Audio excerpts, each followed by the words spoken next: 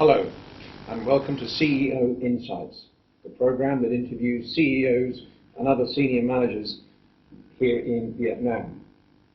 I'm your host today, and my name is Leon Shears. I'm very pleased to say that today we have with us Tom Vover, who is the founder and general director of HR2B, one of the leading HR consultancies here in Vietnam. Welcome, Tom. Welcome. Thank you. Thanks, Leon. Thanks for inviting me. Great pleasure. Thank you for taking time out of your diary. I'm going to start with the inevitable question, which I always start with. Yes. And that is, why Vietnam? Well, let's see. It was a long time ago that I chose to come here. So it's a decision that was made many years. I've been in Southeast Asia for over 20 years, and I've worked in various countries around the region, and I've lived in Thailand and I've lived in Singapore. And the simple answer is the people. I chose Vietnam because of the people. In particular, I like the activity level. Vietnamese are very active. There's intelligence. People are quite literate. It's a good place to build up a professional services organisation. Right, and why HR? HR, I've always been in the HR profession. That's where I started my career, and worked my way up to be regional HR director, looking after a group of countries. Right, okay. So that was about 10 or 15 years in the corporate HR world. But then I could see, well, actually, I was getting older, and I thought, well, I better do my own thing before I lose the energy and the impetus to keep going. And then looking at Vietnam and thinking, what is it that I could contribute? And it was really saying, well, that's the area that I would probably most be able to contribute. Yeah. And has it been a personally satisfying journey so far? Absolutely. If it wasn't personally satisfying, I wouldn't be here. Right. So no, I don't hang around for things. So you like enjoy that. working with Vietnamese people? Absolutely. And it's working with Vietnamese people and working in the economy here. Okay, it doesn't go as fast as we all want it to grow up, but it's not going backwards. It's always trending upwards. And actually, if we stop and have a look about 5 years ago and where we are now, it's pretty amazing what's happened with the economy. And when did you start HR2B? Right, so we're starting in 2003. Right, okay, so it's 12 years in. Right. Yeah. And yourself and? So when we started, I just started by myself with an HR consultancy, which we did for about a year or so. Going around the consulting business enabled me to see the market and to listen what were customers looking for. And at that time it was about talented Vietnamese managers and professionals, and they were trying to reduce the cost for expats. So our initial business was with executive search for Vietnamese people, and we had an expat services company. I wasn't that skilled with the expat services, so I brought in a partner who was an overseas Vietnamese man who was involved in that. We ran business together till about 2008, and then we chopped off the expat stuff and sold it off. It's now doing very well. It's very successful. So since 2008, HR2B is just focused on human resources. And what is the balance between Vietnamese and foreigners in terms of finding new appointments? Right, so in the earlier days, we were probably placing 20 or 30 foreigners a year, considering looking at the top level. These days, we place far less foreigners, but far more Vietnamese. Yeah. So we're placing about 200 or 300 Vietnamese a year, but with just 5 or 6 foreigners. And that's really driven by the demand from our customers. They're looking for Vietnamese professionals that are capable of replacing expats, and that's what we're able to provide. And are the Vietnamese people, bless them, becoming more useful at senior management levels? Right, yeah, that's absolutely happening. The market is continuing to change. Every year people got 1 more year of experience. Right. And I think more importantly, the depth of the talent is improving. What's happening is there's a younger generation of top leadership that is just taking over the reins of Vietnamese organisations.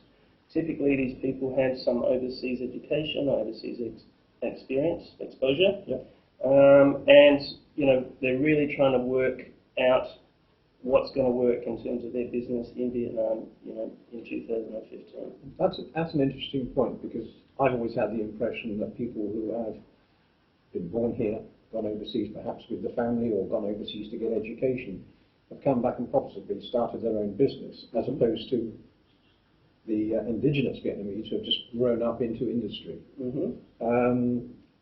I think what you're suggesting is that is not necessarily the case, that quite a lot of the people you place are overseas experienced and educated. Yes, and a lot of them, there's many reasons why they're looking for opportunities in Vietnam. And a lot of it is about lifestyle, they want to come back to be in Vietnam. But oftentimes, they may already have a family member who's running the business and wanting them to take over. Right. So there's lots of different scenarios that are playing out. And how is that affected by gender, if at all? Thankfully, Vietnam history, women have had more of an equal footing than in other countries. But still, it's not as equal as we would like. Any particular industry where it's lagging, or any particular market the usual culprits being the IT sector, with pretty less women, that would prefer to see there's more of a gender balance. But in terms of leadership, we do see that Vietnamese women are at the very top of some of the largest organisations here. Yeah, certainly as I go around with businesses and go into offices, I tend to see more women than men. Right. I'm not too certain at director or business owner level, but certainly, generally speaking, the upcoming generation is very much biased towards women, it seems. Yeah, okay. When you're going to an office, typically they're going to be knowledge worker, and for sure you're going to be seeing more women there.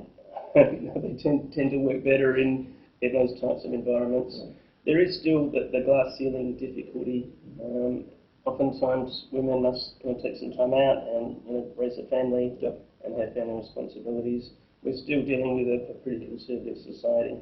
So a lot of people who are up and coming, trending, top performers, but then they've got this break. And so sometimes it's hard for them to get back in and get the opportunities that they need to get.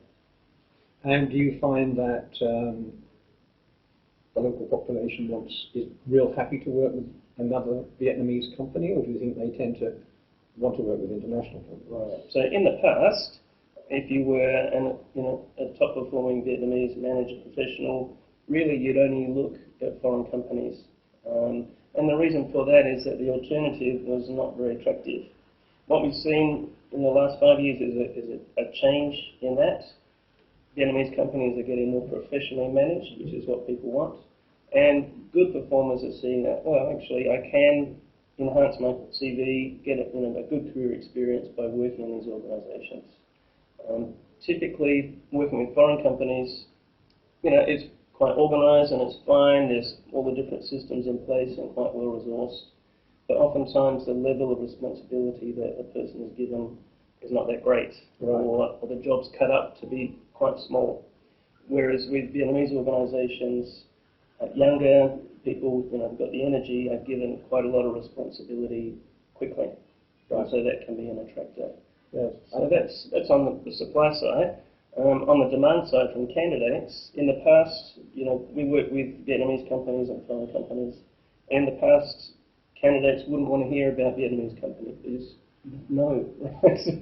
But getting over that initial no, showing them success stories of people that have worked with those organisations and how it's worked, and also being realistic about what they're going to face in their working life, and helping them deal with that means that there's a pool of talent available to well-run Vietnamese organisations that probably wouldn't be available to them if they just tried to get it themselves. Right. So, do you think the educational process is helping that, or do you think the educational process does not help that? Right. So in every country, people in business complain about education system. In Vietnam, there's some fundamentally good reasons why that should be so.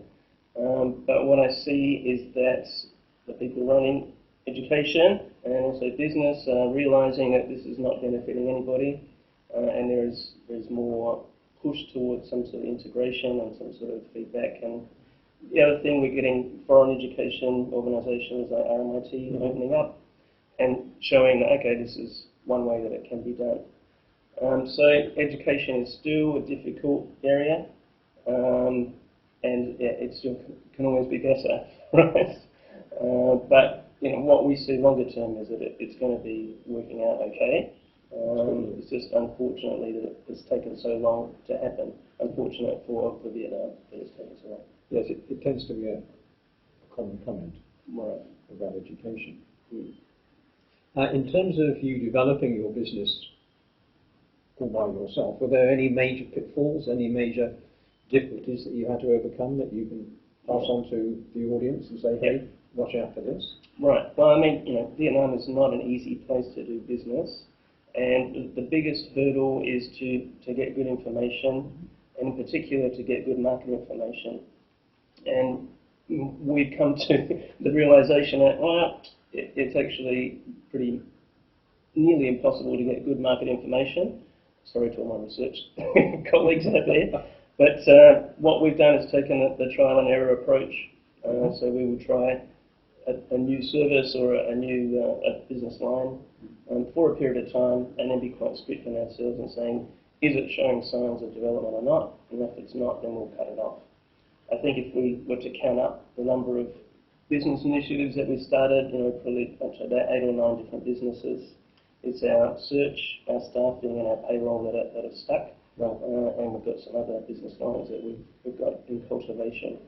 So I think. Will you share what that might be? not at this time. So wait till it actually emerges.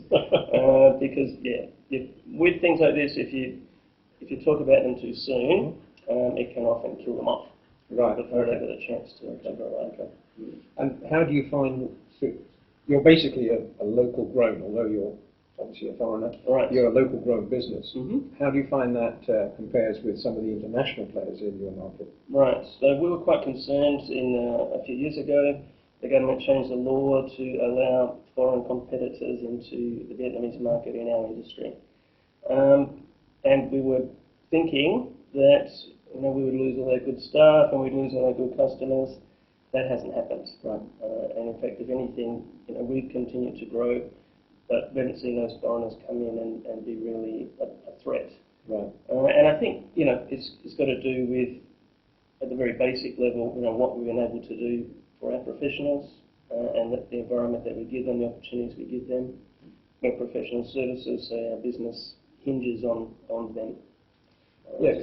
Quite often in an international environment, you've got a situation where if a major international client opens its offices here, it will use, in your case, the recruitment account that it uses in other countries, as opposed to saying, we must work local. Right. Yeah, I think, a lot of times we work with the regional offices of a lot of the multinational companies to let them know that we're here and what we can offer. And I think particularly in a modern working environment, it is less so much of that, you got to be on the inside. It's more about what you can deliver, for a particular project, a particular assignment. Yeah. What advice would you give new applicants, people coming out of RMIT, for example, joining the marketplace and looking for a job? What key attributes, apart from I've been to RMIT, are you looking for? Yeah, and I think the thing, there's a couple of pools of people that we work with. We do some work with the recent graduates, and for them, the real advice is just to go and get some experience somewhere. Right? And it doesn't really matter what, but as long as you're getting something, you're getting some sort of achievements, because that's going to give you some experience to put on your CV, but also you're going to get some feedback and going to know for yourself, is that what you want to do or not. So really for a young grad, it's just to get out and try something. Probably don't go and do your MBA immediately, just try and work somewhere. Why do they go out for an MBA immediately? You talk to these young people, yes. And they seem to come out of university, and then the next thing they want to do is get an MBA. Right. Well, there's a lot of reasons for that, about where people are getting their career advice from, and also about, we're in a Confucian society where study is seen as a good thing in itself, and there's some sort of inflation about the number of qualifications that you're going to need to get a job. So for younger people, I say, come do some work. For the mid-career professionals, which is where we do most of our placement work, It's a matter of really... Which is the 30 to 40-year-olds you're talking about. Right. Yep. Yeah, so they've got 3 to 5 years experience, they've got a degree. And the most important thing we're looking for is that they've got some sort of career direction. That they know a little bit what they're trying to do with their career. And we've got some resources to help with that, but most of it's just got to come from within the person. So what we're looking for from those people is that they are interested in what they're doing, that they're interested in the business that they're in, that they show some understanding of the world outside of their particular office or their particular thing that they're doing. Because increasingly that's what our customers are looking for, are people that can contribute in lots of different ways, not just in a particular function or particular job role that they happen to be in. Right. And I think that's the way business is going, is that it's becoming back to more of a craft. And that as a business person, you're expected to understand a lot about many, many things and be very excellent about doing one or two things. Just going back to the MBA question, what would your advice be what's the best age to go and do an MBA? Well, I wouldn't say it's age dependent, right? But what I would say is that really you want to have 3 or 5 years experience before you start on one. And a lot of times, the difficulty these days is when you say MBA, they all come in 365 flavours. When I talk about MBA, I'm talking about a 2 or 3 year full-time program of work at a university, not a 6-week course somewhere. And really, to get the most out of that and to understand about the science of management, you need to have some experiences that you can draw on, go back to. So you can certainly do it straight from university, but you're probably going to get less out of it than you would. Yeah. But with advice, I don't like to give advice too much. It doesn't really work out. I guess we talk about the graduates, we talk about the mid-career professionals. The third group that we work with, and increasingly so, is at the very senior level. And these are either people who are general directors at the moment or who are seeking to be general director. And with that particular group, the thing that works best with us is where we can really spend time working with them and find out warts and all where they're trying to go and what they're trying to be. And that level of honesty only comes over a period of several meetings or so, and requires a good deal of trust. Luckily, we've got people that are capable of setting up that situation and making that happen. And so we can help people transition. For some, it's transitioning away from the general director role into board level. What does that mean? What do they have to do? How are they going to work it? For other people, it's saying, well, maybe I'm the head of sales and marketing now, and I've got my eye on a JD role. What do I need to be doing? So we can help a little bit with that. Right. In terms of your advice, which you don't like to give, to anybody sort of starting out or up to about 30 years old, if they've still got a chance to adjust their career path, what do you think the biggest what sectors do you think the biggest opportunities are in the next 4, 5, maybe 10 years? Well, maybe in the next 3 to 5 years. In Vietnam, what we see as the big areas of expansion are to do with manufacturing, particularly with high-tech manufacturing, electronics, or anything related to that. Service sector is also going to be expanding, so banking and accounting and different services. IT developing, particularly in the area of software development, and being able to manage that process and have that run smoothly. So finance, IT, and manufacturing, that'd be the ones that I would stick to talk to people about.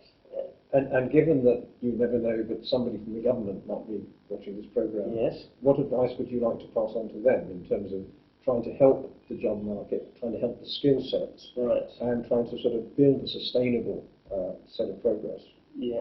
Well, there's no one thing called the government. There's different parts to it. I think, in Vietnam, in general, with the employee relations, the big difficulty is the amount of regulation that's there and the seeming inconsistency of it, the way that it's applied. So, for the future, it'd be nice to see that is simplified and and left a little bit more to market forces than it is right now. On the education side, we can see good signs that things are happening, but we've just got to wait for the output on that one, particularly with vocational skills training and the way it's being organised with apprenticeships on the German model. We think that's a very positive thing for people into the future. And with universities, getting them more international quality, and having it less run by administrators and more run by academics, I think would be just a general thing we'd like to see, because we see that that would be a better model for that to work. And then, in terms of our own industry, is really just saying, look, what we're trying to do is not that much of a threat. Oftentimes we go to some of these meetings and we feel like people are threatened by what we're trying to do. But with the service industry, yes, we've got to have some sort of regulation in there, but too much is just not going to work out. Yes, because one of the things that Vietnam has is reputation for bureaucracy. Has that reduced over the last 10 years that you've been, 10 plus years you've been working? Yeah, there's a reputation there. It has come down. Is it still crazy? Yes, it is still crazy. But I mean, other countries tackle with this as well, and there's definitely places that are worse than Vietnam. So, countries that go unnamed. So, yeah, it's something that's a work in progress. It's never going to be completely finished. No. But yeah, hopefully it's going to get better. Towards the end of this year, the rumour has it that the TPP will finally be signed. Yes. Do you think that'll have a big impact? I think more importantly is the bilateral relationships with the EU. Already the ones with the US doing very well. We can see if we can replicate that with the EU. I think that's going to be more of an impact than the TPP. But yeah, we'll see. That's interesting because TPP is the one that's always in the news. Right. Well, I've a lot of talking, but from where I sit, I see that it's going to be very difficult to actually happen. Because I think some of the bilateral stuff will happen, more likely to happen. Yeah. Well, I suppose two people talking is much better than a committee talking. And there's 12 people in the TPP, so, and potentially 24. So. Potentially, So. 5 years' time. Yes. What are you going to be doing in 5 years' time? What would you like to be doing in 5 years? What would I like to be doing in 5 years' time? Well, apart from sitting on a beach somewhere that's... I do often sit on the beach. I enjoy the beach very much. I guess in 5 years' time, what's going to be happening for my industry is there's going to be some specialisation. At the moment, if you look at the top players, they're all doing a number of different things.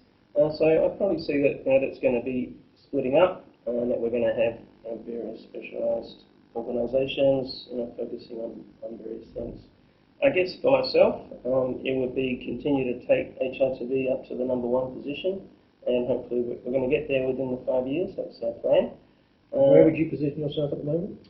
Right now, hard to tell, but we'll probably say we're around, second or third. Okay. So depending on the day. Oh, so it's definitely reachable. Yes, absolutely. Yeah. So we'll get there. And I think for our companies, continuing to expand what we're doing better what we're doing. We're increasing the range of services that we're offering to our customers. We're increasing our geographic footprint, with office in Ho Chi Minh and Da Nang and Hanoi. So we'll be outside Vietnam? No, we just want to focus here. Yeah. And you personally? And me personally, still be the leadership role there. Not getting rid of me that easy. Good. Nice to hear that. Thank you very much indeed, Tom. Great. Well, that was our interview with Tom, who's, as I said, is the founder and general director of HR2B here in Vietnam. And it was a pleasure to talk to you today, Tom. And thank you for watching, and I do hope you tune in for our next episode. Thank you for watching. Thank you. Okay. Thank you very much.